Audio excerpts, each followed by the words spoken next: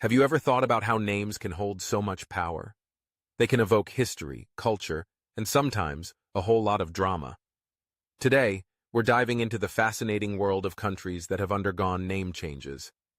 First up, Yemen, a country that sounds like it should be a tropical paradise, but instead, it's a land steeped in ancient history and modern-day challenges. Yemen was known as the Kingdom of Sheba back in the day. Fast forward to 1990, and we have the unification of North Yemen and South Yemen, which had been separate entities for decades. They decided to merge to form the modern-day Yemen. Why? Well, they thought it would be a good idea to end the division and create a united front.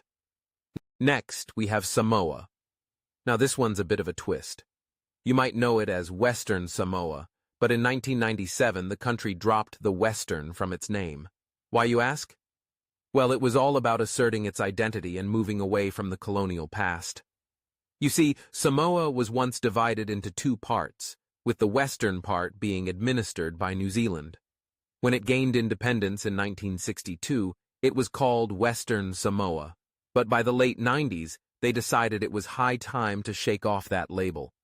It's like when you finally decide to stop using your high school email address and embrace your adult self. So, in 1997, it became just Samoa. Now let's shift gears to Macedonia, a name that has sparked more debates than your uncle at Thanksgiving dinner. For years, this country was officially known as the former Yugoslav Republic of Macedonia, or FYROM for short. Talk about a mouthful. After gaining independence from Yugoslavia in 1991, the country was caught in a naming dispute with Greece. You see, there's a region in Greece also called Macedonia, and they weren't too thrilled about sharing the name. Fast forward to 2019, and after a long and complicated negotiation process, the country officially changed its name to North Macedonia.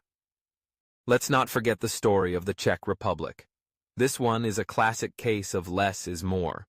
In 2016, the country decided to drop the republic from its name and simply go by Czechia. Why? Well, they wanted something snappier, something that would roll off the tongue a little easier.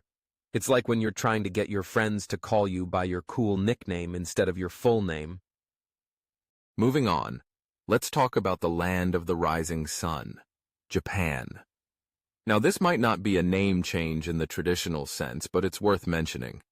The country is known as Nippon, or Nihon in Japanese, which translates to origin of the sun. This name reflects its geographical location to the east of the Asian continent. So, while the rest of the world calls it Japan, the locals have a much cooler name that sounds like it belongs in an anime series. Has anyone noted that Japan International planes have the name Nippon? In addition, we have the country formerly known as Persia. Yes, I'm talking about Iran. In 1935, the government requested that the international community refer to the country as Iran, which means land of the Aryans. This was part of a broader effort to reflect the country's heritage and distance itself from its colonial past. It's like when you finally decide to embrace your true self and stop trying to fit into someone else's mold. Let's not forget about the good old United Kingdom. The UK was once known as Great Britain, which included England, Scotland, and Wales. But when Northern Ireland joined the party, the name changed to the United Kingdom of Great Britain and Northern Ireland. This happened in 1927, and it was a way to recognize the full scope of the nation's identity. Furthermore, we also have Burma, which changed to Myanmar in 1989. Why? The country's ruling military junta believed Burma was a vestige of the colonial era that favored the Burman ethnic group, and that Myanmar was more inclusive to reflect the diverse ethnic groups within the country. Let's not leave out the Netherlands. Holland was officially changed to the Netherlands in 2020 to be easily recognized at international, cultural, and sporting events. This was an effort to reposition the country's branding, and also a step towards geographical and social inclusivity, as Holland consists of two provinces, North and South Holland.